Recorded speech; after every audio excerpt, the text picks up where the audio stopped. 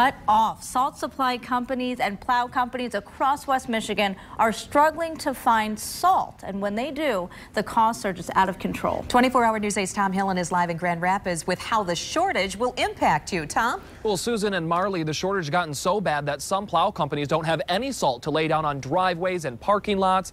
And when they do find that salt, it becomes expensive, which means that added cost eventually gets pushed onto you.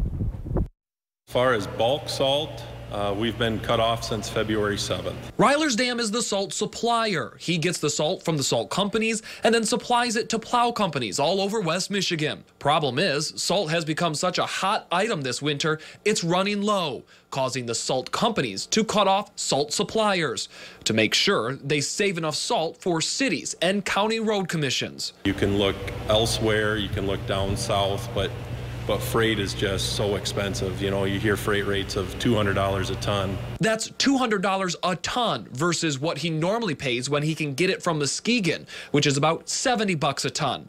And it's not just the suppliers feeling the pinch. Plow companies are now doing what they can to make sure what salt they do have left goes the distance. We add liquid calcium chloride to our granular salt, so then the combination of the sodium chloride with the calcium chloride helps make that product go farther. Jeff Sneller says his company is having to get its salt from Toledo, Ohio, driving up the cost for him, which means he has to pass that cost on to his customers. Prices are really going through the roof, and that's driven, like I said, by freight costs, but also by supply and demand, and the little bit of supply that's left is really in high demand, and that's really affecting the price. So our prices are up significantly.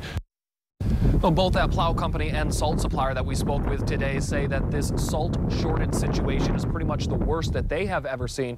And of course, they don't see it coming to an end anytime soon. Live in Grand Rapids, Tom Hillen, 24-hour News 8.